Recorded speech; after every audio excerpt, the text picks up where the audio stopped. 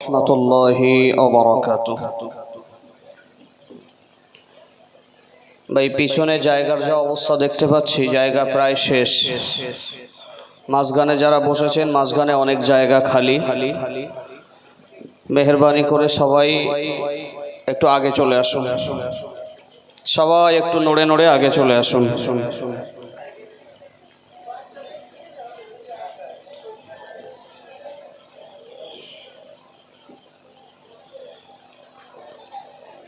সন্ধ্যা থেকে এতক্ষণ পর্যন্ত অনেক আলাপ আলোচনা হয়েছে, অনেক কথাই আপনারা শুনেছেন। অল্প সময় কিছু কথা বলার ইচ্ছা প্রকাশ করে আপনাদের সামনে উপস্থিত হয়েছি। বাকি আল্লাহর মোবারক মর্জি। আজকে আমরা এখানে এসেছি, আপনাদেরই একজন গ্রামবাসী, সে একটা নতুন ঘর তৈরি করেছে। সেই ঘরকে কেন্দ্র করে বা আত্মীয় স্বজন গ্রামবাসী যারাই কবরে চলে গেছেন, তাদের কথা স্মরণ করে এই জলসার আয়োজন। উপরন্তু আমি যতটুকু শুনলাম, বাড়িওয়ালা নাকি সবার বাড়ি বাড়ি গিয়ে দাওয়াত করেছে আপনাদের। তো মেহেরবানি করে যাদের কাছে দাওয়াত করেছে বা আজকের মাইকের আওয়াজ পৌঁছাচ্ছে, আপনারা মেহেরবানি করে সবাই চলে আসুন। আর এই ধরনের জলসাগুলোতে মানুষের কল্যাণের কথাবার্তাই আলোচনা হয়। আল্লাহর কোরআন, নবী সাল্লাল্লাহু আলাইহি ওয়াসাল্লামের হাদিস থেকেই আলোচনা হয়। অতএব মুসলমান হিসাবে এমন জলসা, এমন মাহফিল যখন হবে, সেখানে আমাদের যাওয়া, আমাদের যোগদান করা, এটা একান্ত কর্তব্য। সে কারণেই বাড়িতে যারা বসে আছেন, শুয়ে আছেন, মেহেরবানি করে সময় নষ্ট না করে আপনারা সকলেই চলে আসুন। আউযু বিল্লাহি মিনাশ শাইতানির রাজীম।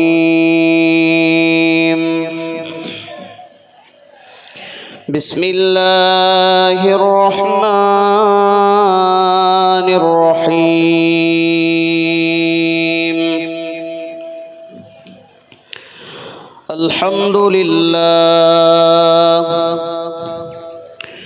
আলহামদুলিল্লাহ নাহমাদুহু ওয়া নাস্তাঈনুহু ওয়া নাস্তাগফিরুহু ওয়া নু'মিনু বিহি ওয়া নাতাওয়াক্কালু আলাইহি ওয়া নাউযু বিল্লাহি মিন শুরুরি আনফুসিনা ওয়া মিন সাইয়্যাতি আ'মালিনা। من يهده الله فلا مضل له ومن يضلله فلا هادي له. ونشهد أن لا إله إلا الله وحده لا شريك له. ونشهد أن محمدًا عبده ورسوله الذي أرسله بالحق بشيرًا ونذيرًا وداعيا إلى الله بإذنه وسراجا منيرا. وقال الله تعالى في كلامه المجيد وفي الفرقان الحميد: أعوذ بالله من الشيطان الرجيم. بسم الله الرحمن الرحيم. إن المنافقين يخادعون الله وهو خادعهم وإذا قاموا إلى الصلاة قاموا كسالى يراءون الناس ولا يذكرون الله إلا قليلا. وقال النبي صلى الله عليه وسلم ما تزال قدم بني آدم يوم القيامة حتى يسأل عن 50 عن عمره فيما أفنى وعن شبابه فيما أبلى وعن ماله من أين اكتسبه وفيما أنفقه وعن علمه ماذا عمل فيه أو كما قال عليه الصلاة والسلام. وقال الله تعالى في شان حبيبه محمد صلى الله عليه وسلم إن الله وملائكته يصلون على النبي يا أيها الذين آمنوا صلوا عليه وسلموا تسليما. اللهم صل على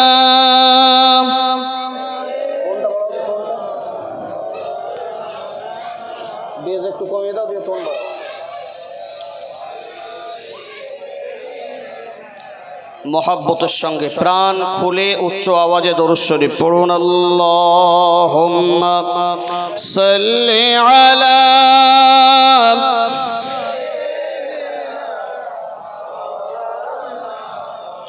ওয়া আলা আলি সাইয়্যিদিনা।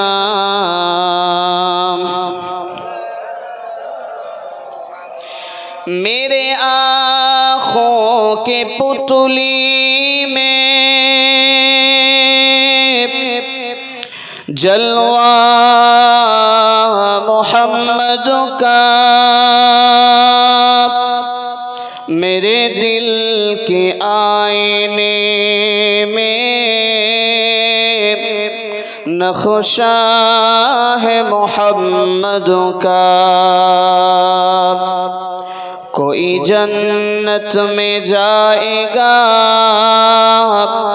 कोई दोज़ख में पहुँचेगा, मदीने की तरफ दौड़ेगा दीवाना मोहम्मद का।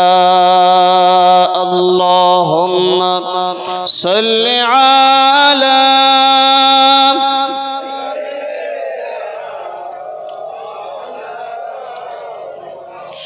وعلى علي سيدنا।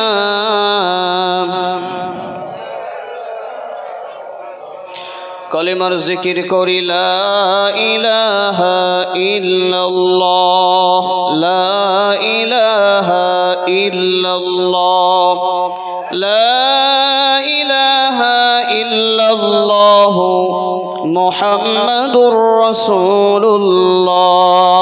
হাসবি রব্বি জাল্লাল্লাহ, মা ফি কলবি গায়রুল্লাহ। নূর মুহাম্মদ সাল্লাল্লাহু হক লা ইলাহা ইল্লাল্লাহ, লা ইলাহা ইল্লাল্লাহ মুহাম্মাদুর রাসূলুল্লাহ। আল্লাহুম্মা সাল্লি আলা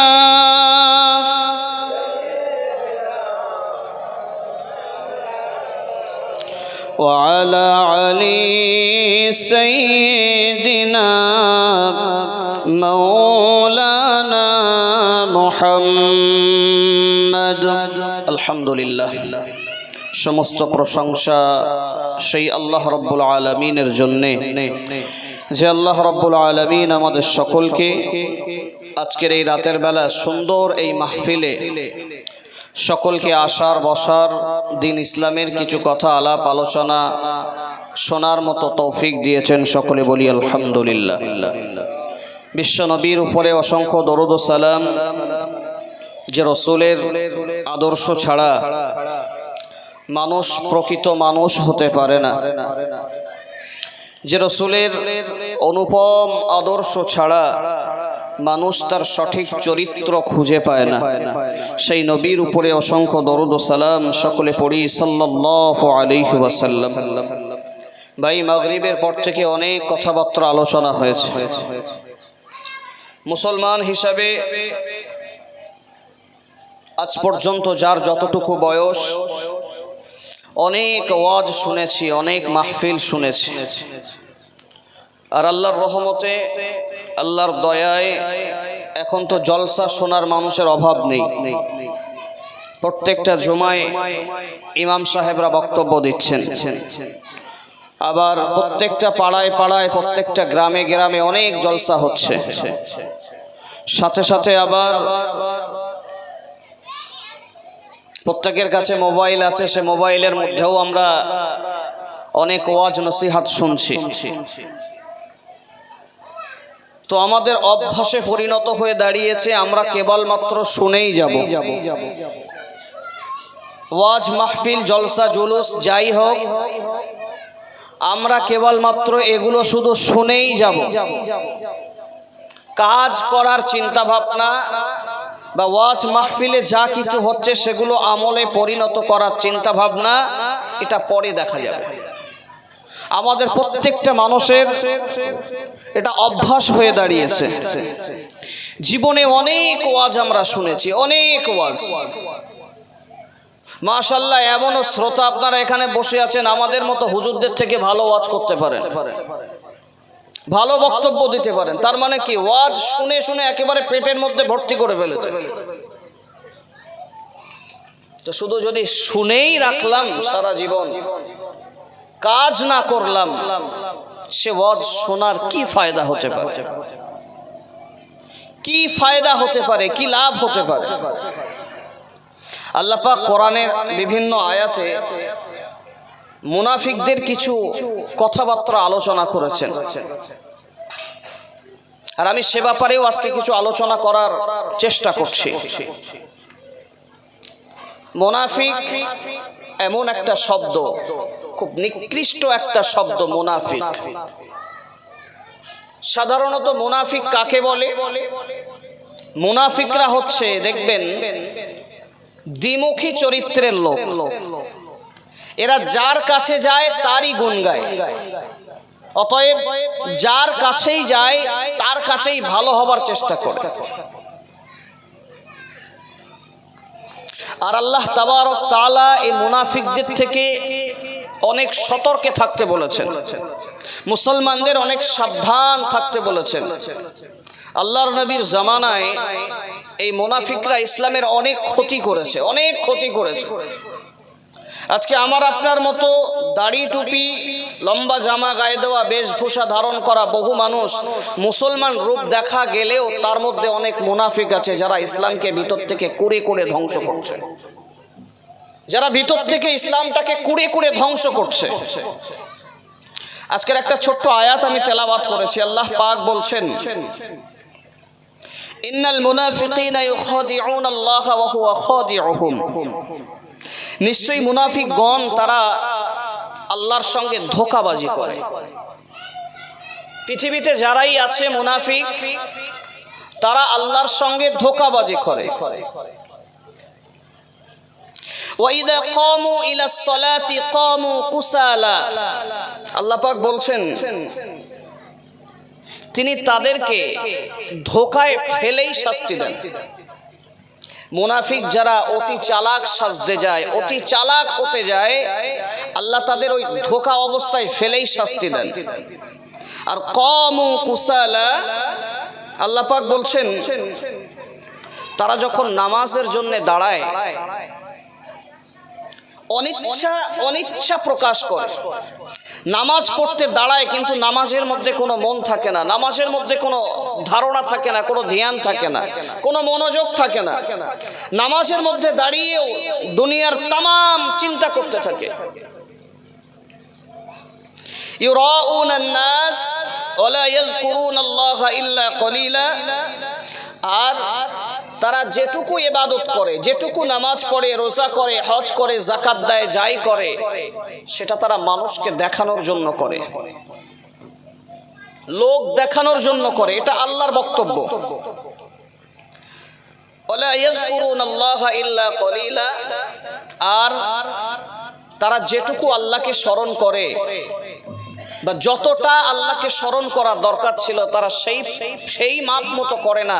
তারা খুবই অল্প সময় আল্লাহকে মনে করে, খুবই অল্প সময়। আজকের সমাজে এই মুনাফিক যারা আছে দেখবেন তারা সদা সর্বদা আল্লাহর সঙ্গে চালাকি করতে চায়, আল্লাহর সঙ্গে চালাকি করতে চায়। যেমন আল্লাহ পাক রব্বুল আলামিন মুসলমানদের উপরে যত কোরআনের আয়াত নাজিল করেছেন, যত হুকুম আহকাম তিনি অবতীর্ণ করেছেন, প্রত্যেকটা মানুষের জন্য আল্লাহ পাক তাদের কল্যাণের জন্য সমস্ত বিধানকে তিনি নাজিল করেছেন। আল্লাহ পাক আমাদের কাছে কোরআন দিয়েছেন।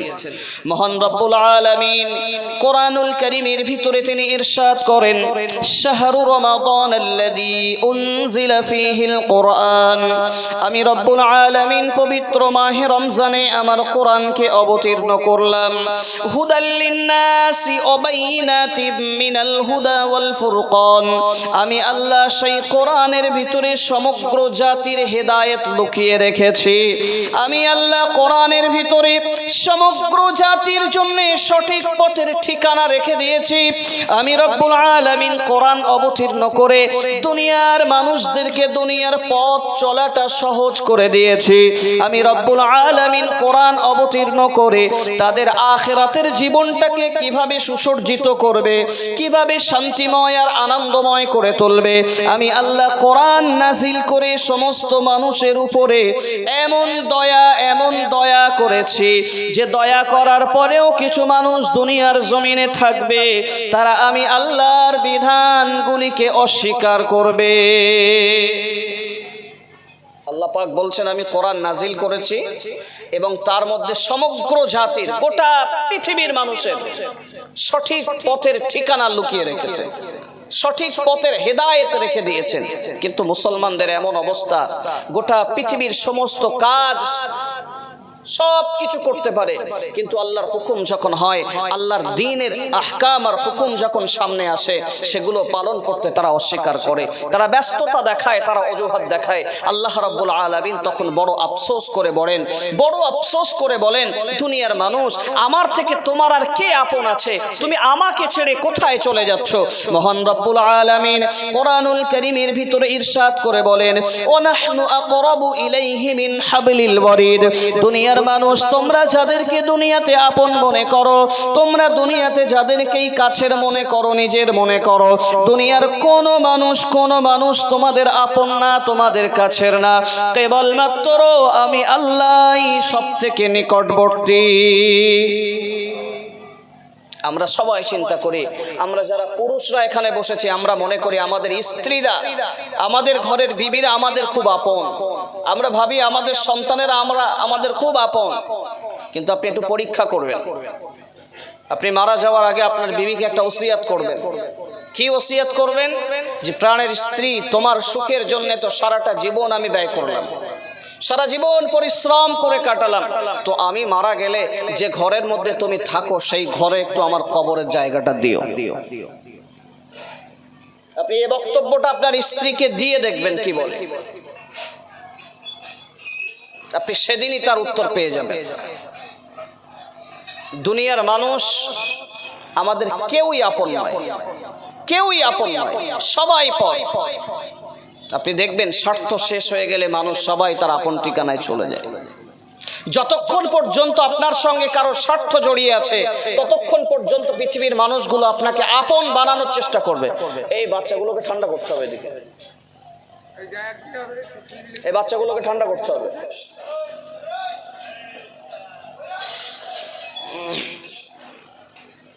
দুনিয়ার মানুষ ততক্ষণ পর্যন্ত আমার আপনার সঙ্গে সম্পর্ক রাখবে জড়িয়ে যতক্ষণ পর্যন্ত আমাদের কাছে তাদের স্বার্থটা থাকবে। তাদের স্বার্থ যখনই শেষ হয়ে যাবে তখনই আপনাকে ছুঁড়ে ফেলবে। এটা দুনিয়ার নীতি, এটা দুনিয়ার নীতি। আর বহু মানুষ আছে যার এগুলো যথাযথ প্রমাণ পেয়ে যাচ্ছে। আমাদেরকে আল্লাহ পাক এই মুনাফিক সম্পর্কে যে লানত করেছেন, এই মুনাফিকি হালাত থেকে নিজেদেরকে বাঁচাতে হবে। আল্লাহ রাব্বুল আলামিন কোরআনুল কারীমের উপর একটি আয়াতে ইরশাদ করছেন, ইন্নাল মুনাফিকিনা ফিদ দারকিল আসফালি মিনান নার ওয়া লান তাজিদা লাহুম নাসীরা। রাব্বুল আলামিন ইরশাদ করেন, দুনিয়ার জমিনে মুনাফিকরা এমন নিকৃষ্ট জাতি, মুনাফিকরা এমন বর্বর, এমন নিকৃষ্ট, এমন খারাপ জাতি। কিয়ামতের দিবসে যখন বিচার হবে এদের মৃত্যুর সাথে সাথেই এরা জাহান্নামের একেবারে নিম্ন স্তরে, একেবারে তলদেশে অবস্থান করবে। ওয়ালান তাজিদা লাহুম নাসীরা। আর মুনাফিকদের জন্য কিয়ামতের ময়দানে কোনো সাহায্যকারী পাবে না। আমরা দুনিয়ার জমিনে কোরআনের বহু আয়াত তেলাওয়াত করেছি, বহু হাদিস শরীফ আমরা পড়েছি, সেখান থেকে আমরা জানতে পারি দুনিয়ার জীবনের বহু মুসলমান কিয়ামতের ময়দানে আল্লাহর নবীর সুপারিশ তারা পাবে। আল্লাহর নবীর শাফাআত পাওয়ার পরে তারা জান্নাতি ঘোষণা হয়ে যাবে। কিন্তু মুনাফিকরা এমন নিকৃষ্ট একটা জাতি, মুনাফিকরা এমন নিকৃষ্ট একটা গোষ্ঠী, আল্লাহ রাব্বুল আলামিন ঘোষণা করেন কিয়ামতের ময়দানে তাদের জন্য কোনো শাফাআতকারী, সাহায্যকারী পাওয়া যাবে না। আর মুনাফিকদের জন্য খুব কষ্ট হচ্ছে নামাজ পড়া, খুব কষ্ট। আল্লাহ নবী সাল্লাল্লাহু আলাইহি ওয়াসাল্লাম মুনাফিকদের চেনার ব্যাপারে একটা হাদিস বলেছেন যে 3 শ্রেণীর মানুষ তারা মুনাফিক হয় বেশি। এক, আয়াতুল মুনাফিকি সালাসুন, মুনাফিকদের 3টি আলামত। 1 নম্বরে ইজা ওয়াদা আখলাফা। আল্লাহর নবী ঘোষণা করেন তোমরা মুনাফিকদের 3টি আলামত লক্ষ্য করবা, যাদের মধ্যে এই 3টা গুণ থাকবে অবশ্যই সেই মানুষগুলো মুনাফিকদের দলভুক্ত হয়ে যাবে। আল্লাহর নবী সাল্লাল্লাহু আলাইহি ওয়াসাল্লাম গোটা উম্মতকে মুনাফিকদের কবল থেকে বাঁচানোর জন্য তাদের পরিচয়টা গোটা উম্মতের কাছে তিনি প্রকাশ করেছেন। আল্লাহর নবী সাল্লাল্লাহু আলাইহি ওয়াসাল্লাম বলেন ইজা ওয়াদা আখলাফা। মুনাফিকরা যখন মানুষের সঙ্গে কথা বলবে, দুনিয়ার মানুষ তোমরা খেয়াল করবে তারা শুধুই মানুষের সঙ্গে ওয়াদা করবে, শুধুই মানুষের সঙ্গে অঙ্গীকারবদ্ধ হবে, কিন্তু তারা তাদের ওয়াদা পূরণ করবে না, তারা তাদের অঙ্গীকার পূর্ণ করবে না। একের পর এক মানুষের সঙ্গে ওয়াদা করেই যাবে। 2 নম্বরে আল্লাহর নবী সাল্লাল্লাহু আলাইহি ওয়াসাল্লাম বলেন ওয়াইদা তুমিনা খানা। আর তাদের কাছে যখন কোনো আমানত রাখা হবে, তাদের কাছে কোনো জিনিসের আমানত দেওয়া হবে, ওই সমস্ত মুনাফিকগুলো তাদের সেই আমানতের খেয়ানত ঘটিয়ে ফেলবে। তাদের কাছে যদি রাষ্ট্রীয় কোনো সম্পদ, দেশীয় কোনো সম্পদ, এমনকি গোটা জাতির হক যেখানে জড়িয়ে আছে এমন কোনো সম্পদ যদি তাদের কাছে রক্ষণাবেক্ষণের দায়িত্ব দেওয়া হয়, তারা তাদের দিকে, সেই জিনিসের দিকে, তার আমানত খেয়াল করার ব্যাপারে কোনো কর্ণপাত করবে না। তারা তাদের নিজেদের চাহিদা মতো সেই আমানতের মাল থেকে নিজের প্রয়োজন মিটিয়ে নেবে। 3 নম্বরে আল্লাহর নবী সাল্লাল্লাহু আলাইহি ওয়াসাল্লাম বলেন ইযা হাদ্দাসা কাযিবা। মুনাফিকরা যখন কথা বলবে, তারা কথায় কথায় মিথ্যা কথা বলবে। মানুষের সঙ্গে যখনই কথা বলবে তারা শুধুই মিথ্যা প্রতিশ্রুতি দিতে থাকবে, মানুষের সঙ্গে তারা সত্যি কথা বলবে না। আজকে এই 3টি আলামতের ব্যাপারে একটু ভেবে দেখুন। আমরা এখানে যত মানুষ বসেছি অধিকাংশ মানুষগুলোর মধ্যে এই 3টা গুণ পাওয়া যাবে, 3টা গুণ পাওয়া যাবে। ইজা ওয়াদা আখলাফা। কত মানুষের সঙ্গে আমরা ওয়াদা খেলাফ করছি। টাকা ধার নিলাম কারোর কাছ থেকে, ভাই আমার প্রচন্ড প্রয়োজন, খুব দরকার, কিছু টাকা আমাকে ধার দাও, অমুক দিন দেব, অমুক দিন দেব। তো বেচারা কি করলো, আমার পরিস্থিতি বুঝে, আমার হালাত বুঝে টাকা ধার দিল।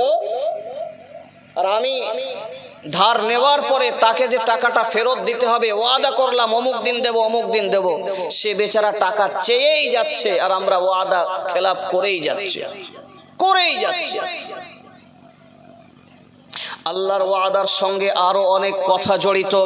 আমরা যখন রূহের জগতে ছিলাম, আলামে আরওয়াতে যখন ছিলাম, আল্লাহ রাব্বুল আলামিন আমাদের সমস্ত রূহগুলি সৃষ্টি করার পরে সেদিন আমাদেরকে প্রশ্ন করেছিলেন, আলাস্তু বিরাব্বিকুম, ও দুনিয়ার মানুষেরা, আমি যাদের রূহ তোমাদেরকে সৃষ্টি করেছি, আমি তোমাদের রব, তোমাদের কাছে জানতে চাই, আলাস্তু বিরাব্বিকুম, আমি রব, আমি আল্লাহ কি তোমাদের প্রভু নেই? আমি আল্লাহ কি তোমাদের মালিক না, প্রভু না? সেদিন রূহের জগতে আমরা সমস্ত মানুষ এক বাক্যে জবাব দিয়েছিলাম, ক্বালু বালা, অবশ্যই আল্লাহ আপনি আমাদের প্রভু। আমরা আল্লাহর কাছে সেদিনে শপথ বাক্য পাঠ করেছিলাম, আল্লাহর সঙ্গে সেদিন আমরা ওয়াদা করেছিলাম, আল্লাহ আপনি আমাদের খালিক, আপনি আমাদের মালিক, আপনি আমাদের প্রভু। কিন্তু ভাগ্যর কি পরিহাস, দুনিয়াতে আসার পরে, আলামে আরওয়ার জগতে থাকার সময় রবের সঙ্গে যে ওয়াদা করে এসেছিলাম, আল্লাহ শুধুমাত্র আপনি আমাদের প্রভু, আল্লাহ শুধুমাত্র আপনি আমাদের মালিক, আল্লাহ আপনি ছাড়া আমাদের সৃষ্টিকারী আর কেউ নাই, আপনি ছাড়া আমাদের কোনো মালিক নাই, কোনো খালিক নাই, আমরা আপনার কাছে সাহায্য প্রার্থনা করি। কিন্তু দুনিয়াতে আসার পরে মানুষগুলোর এমন পরিস্থিতি হয়ে গেল, তারা তাদের রবকে ভুলে গিয়ে, মালিককে ভুলে গিয়ে, আল্লাহর কাছে সাহায্য চাওয়া থেকে বিরত হয়ে দুনিয়ার সমস্ত সৃষ্টির কাছে তারা সাহায্য প্রার্থনা করে। আবার ওই মানুষগুলো যখনই নামাজের মধ্যে দাঁড়ায়, নামাজে দাঁড়ানোর পরে সূরা ফাতিহা তেলাওয়াত করে, আলহামদুলিল্লাহি রাব্বিল আলামিন, আল্লাহ সমস্ত প্রশংসা আপনার, আর রহমানির রহিম, আয় আল্লাহ আপনি দয়ালুদের থেকে অধিক দয়ালু, মালিকি ইয়াউমিদ্দিন, আল্লাহ আপনি কিয়ামতের দিনের মালিক, ইয়াকা না'বুদু ওয়া ইয়াকা নাস্তাঈন, আল্লাহ আমরা আপনারই ইবাদত করি, আমরা আপনারই ইবাদত করি, আপনার কাছে সাহায্য চাই। আমরা নামাজে দাঁড়িয়ে আল্লাহর কাছে কথার স্বীকৃতি দেই, আল্লাহ আমরা আপনারই ইবাদত করি, ইয়াকা না'বুদু, আমরা আপনার প্রার্থনা করি, আপনার ইবাদত করি, ওয়া ইয়াকা নাস্তাঈন, আর শুধুমাত্র আপনার কাছে সাহায্য চাই। ওই মানুষটা যখনই নামাজ থেকে বের হয়ে যায়, আল্লাহর সঙ্গে নামাজের মধ্যে দাঁড়িয়ে যে ওয়াদাটা করেছে, এই ওয়াদার কথা তার আর মনে থাকে না। যখন সে বিপদের সম্মুখীন হয়ে যায়, যখনই সে মুসিবতে হয়ে যায়, মুসিবতে পড়ে যায়, তখনই মান্নত নিয়ে চলে যায় হাড়োয়ায়। এইবার রাগ হবে না, রাগ হবে না? এতক্ষণ তো ভালো বলছিলেন, এবার লাইন ঘুরিয়ে দিলেন যে।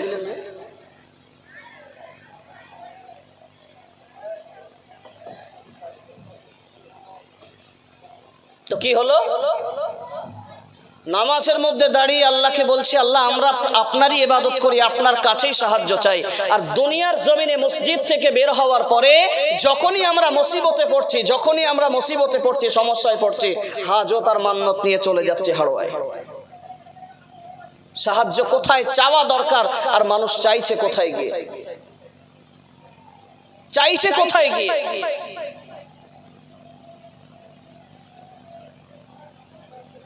আল্লাহর নবীর সাহাবীরা দুনিয়ার জিন্দেগিতে যখনই কোনো সমস্যার সম্মুখীন হতেন, আল্লাহর নবীর কাছ থেকে পাওয়া শিক্ষা, তারা কাল বিলম্ব না করে যখনই কোনো মুসিবতে পড়তেন, সঙ্গে সঙ্গে তারা ওযু করে নামাজে দাঁড়িয়ে যেতেন। আগে তারা রবের কাছে প্রার্থনা করতেন, এরপরে অন্য কারোর সঙ্গে দুনিয়ার মানুষের কাছে তার বিপদের কথা বর্ণনা করতেন। কিন্তু মুসলমানদের অবস্থা এমন হয়ে গেল, তারা তাদের রবকে বলা ভুলে গিয়ে দুনিয়া দুনিয়া সৃষ্টির কাছে আগেই সাহায্য প্রার্থনা করতে শুরু করলো। আর যেদিন থেকে মুসলমানেরা রবের কাছে সাহায্য প্রার্থনা ভুলে গেল, যেদিন থেকে মুসলমানরা তার রবের কাছে সাহায্য প্রার্থনা করা ভুলে গেল, সেদিন থেকে গোটা পৃথিবীর মানুষের কাছে, মুসলমানদের কাছে আল্লাহর পক্ষ থেকে একের পর এক গজব আর আযাব আর অভিশাপ নেমে আসছে একের পর এক। আমানত কাকে বলে আমি বলি আপনাকে। আল্লাহর নবী সাল্লাল্লাহু আলাইহি ওয়াসাল্লাম বলছেন, ওয়া ইযা খানা তুমিনা, মুনাফিকরা এমন হবে তাদের কাছে কোন জিনিসের আমানত রাখলে তারা তাদের আমানতকে রক্ষা করবে না। তাদের প্রয়োজন মতো আমানতের মাল সেখান থেকে তারা খরচ করে ফেলবে। আজকে বললে অনেক বড় কথা বলা হয়ে যাবে, পঞ্চায়েতের বহু জিনিস সেখানে জমা থাকে, সাধারণ মানুষের মাল, কিন্তু পরিশেষে লক্ষ্য করলে দেখা যায় যাদের পাওয়া জিনিস তারাই পায় না, যাদের না পাওয়ার তারা দু চারটে করে পায়। এটা মনে হয় ভুল বলে ফেললাম।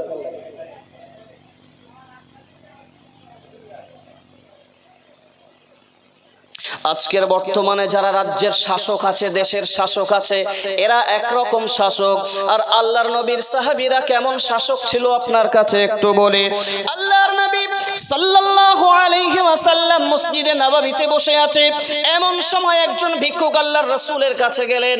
ইয়া রাসূলুল্লাহ, ইয়া হাবিবাল্লাহ, আমি বড় ক্ষুধার্ত, আমি বড় অসহায়, কয়েকদিন যাবত আমার খাওয়া দাওয়া হয় নাই। ইয়া রাসূলুল্লাহ, ইয়া হাবিবাল্লাহ, যদি আপনি আমাকে কিছু সাহায্য করেন তো আমি সেখান থেকে আমার ক্ষুধা নিবারণ করতে পারি। আল্লাহর নবী সাল্লাল্লাহু আলাইহি ওয়াসাল্লাম তিনি আদেশ করলেন, চলে যাও উসমানের কাছে।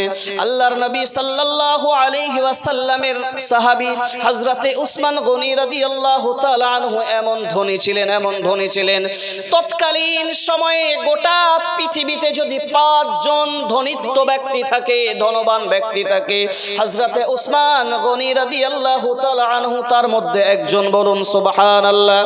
আল্লাহর নবী সাল্লাল্লাহু আলাইহি ওয়াসাল্লাম ওই ব্যক্তিকে, ওই ভিখারিকে তিনি বললেন, ও ভিখারি, তুমি চলে যাও, যদি তোমার সত্যিই সাহায্যের প্রয়োজন হয় তুমি উসমানের কাছে গিয়ে বলো আল্লাহর নবী তোমাকে পাঠিয়েছে, তোমাকে কিছু যেন সাহায্য দিয়ে দেয়। আল্লাহর নবী সাল্লাল্লাহু আলাইহি ওয়াসাল্লামের বক্তব্য শোনার পরে ওই ভিখারি ছুটে উসমান গনি রাদিয়াল্লাহু তাআলা আনহুর বাড়িতে চলে গেল। বাড়িতে যাওয়ার পরে লক্ষ্য করলেন হযরতে উসমান গনি রাদিয়াল্লাহু তাআলা আনহু কিছু গুড় রৌদ্রে দিয়েছে, কিছু গুড়। হযরতে উসমান গনি রাদিয়াল্লাহু তাআলা আনহু আল্লাহর নবীর জামানায় তৈরি করা যে বাইতুল মাল ছিল, বাইতুল ফান্ড, এই বাইতুল ফান্ডের দায়িত্ব হযরতে উসমান গনির কাঁধে ছিল। হযরতে উসমান গনি রাদিয়াল্লাহু তাআলা আনহু বাইতুল মালের সেই গুড় নিয়ে রৌদ্রে দিয়ে রেখেছে। আর রৌদ্রে দেওয়ার পরে উসমান গনি রাদিয়াল্লাহু তাআলা আনহু লক্ষ্য করলেন সেই বাইতুল মালের গুড় থেকে ছোট ছোট পিপিলিকা, ছোট ছোট পিঁপড়াগুলা সেখান থেকে গুড় মুখে করে নিয়ে অন্যত্র তারা চলে যাচ্ছে। আর ভিখারি পাঁচিলের বাইরে, বাড়ির বাইরে দাঁড়িয়ে আছে।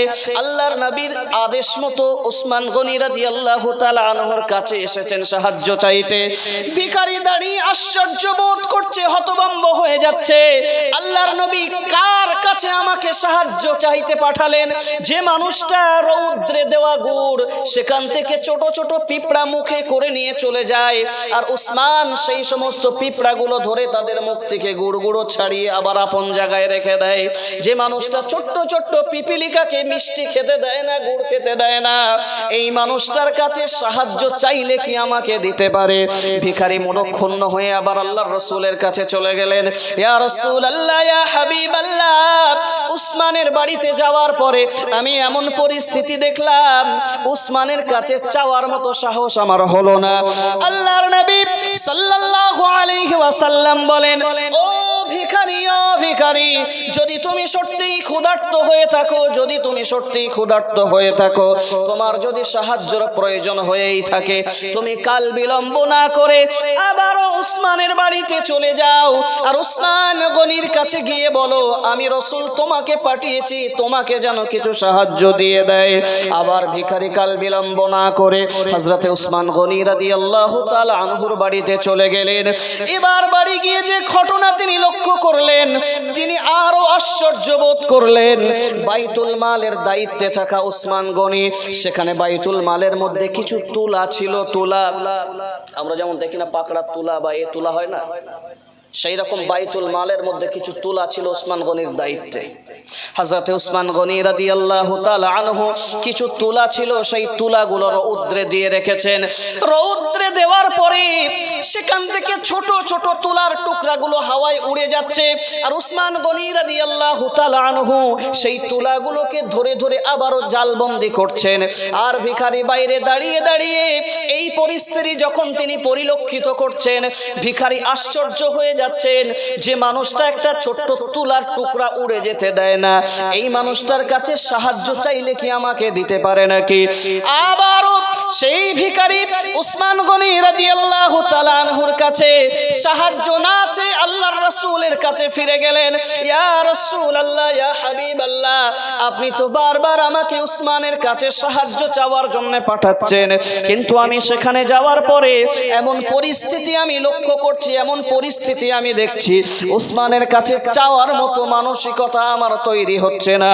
আল্লাহর রাসূল আবারও বললেন, ও ভিখারি, যদি তুমি সত্যিই ক্ষুধার্ত হয়ে থাকো আর যদি তোমার সত্যিই সাহায্যের প্রয়োজন হয়, তুমি দেরি করো না, আবারও উসমানের কাছে চলে যাও, উসমানের কাছে চলে যাও, দেরি করো না, আর উসমানের কাছে গিয়ে বলো আমি রাসূল তোমাকে পাঠিয়েছি।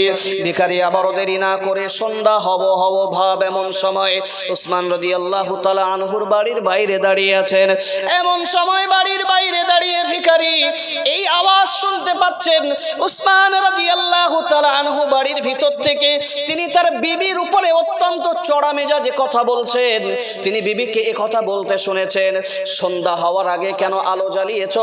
সন্ধ্যা হওয়ার আগে কেন তুমি বাতি জ্বালিয়েছো? সন্ধ্যা হওয়ার আগে যে বাতি তুমি জ্বালিয়েছো, আর সন্ধ্যা জ্বালানোর সুন্নাত পদ্ধতি হচ্ছে মাগরিবের পরে আজান হবে, তারপরে সন্ধ্যা দেওয়ার নিয়ম।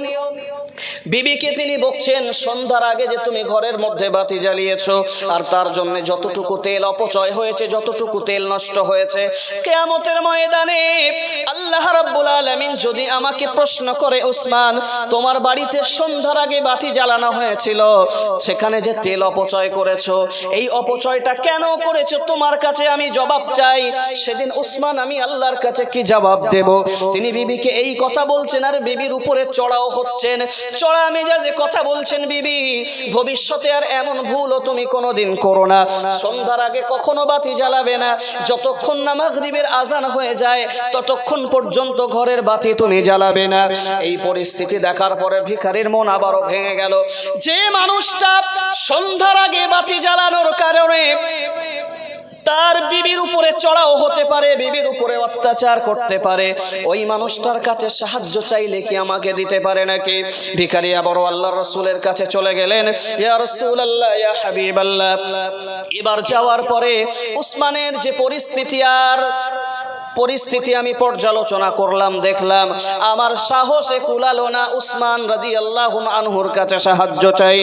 আল্লাহর নবী সাল্লাল্লাহু আলাইহি ওয়াসাল্লাম বললেন, ভিখারি, আজকে আর উসমানের কাছে যাওয়ার দরকার নাই, রাত যখন শেষ হয়ে যাবে, নতুন সূর্য যখন উঠবে, সূর্য ওঠার পরে সকালবেলা তুমি আবার উসমান রাদিয়াল্লাহু আনহুর কাছে যে সাহায্য চেয়ে।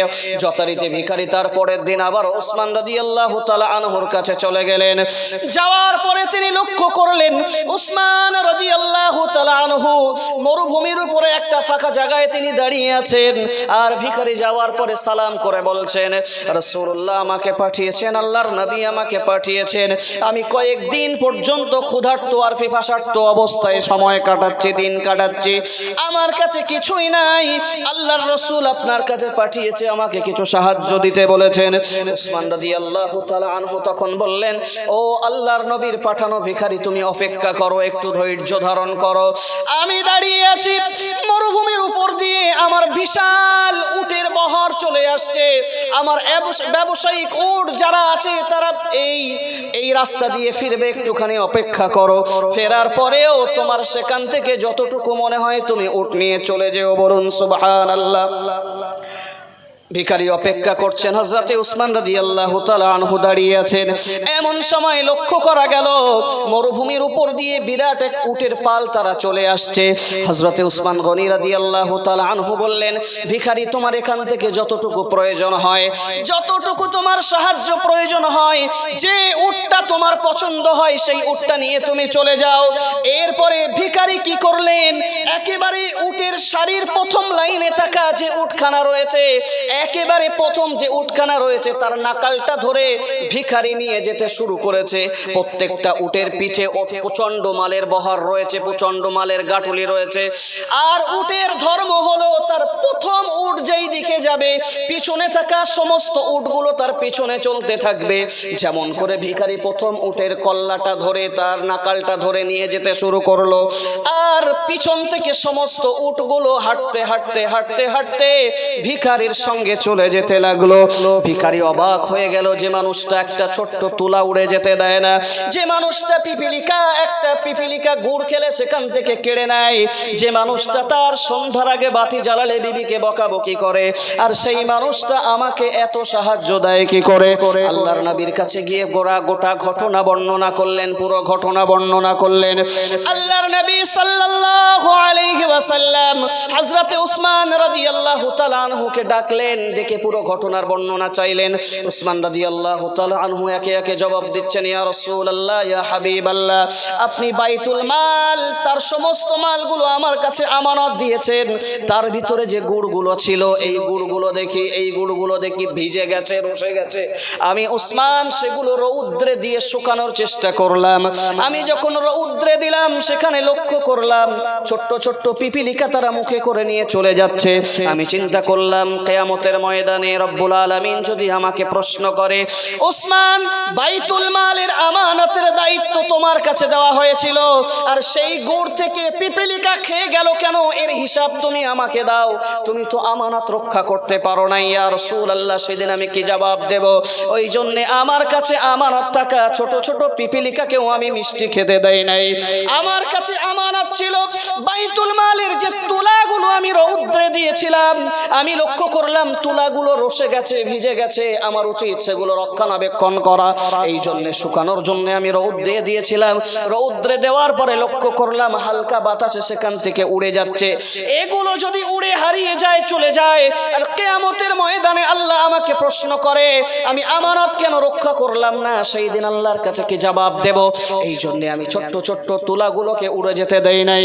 আবারও আমার বিবিকে আমি বকাবকি করছিলাম সন্ধ্যার আগে বাতি জ্বালানোর কারণে। ইয়া রাসূলুল্লাহ, ইয়া হাবিবাল্লাহ, আমার বিবি সন্ধ্যার আগে বাতি জ্বালিয়ে যতটুকু তেল অপচয় করেছে, আর অপচয় করার হিসাব যদি কিয়ামতের ময়দানে আল্লাহ আমার কাছে চায়, আমি আপনার সাহাবী হয়ে কিভাবে সেদিন আল্লাহর কাছে জবাব দেব?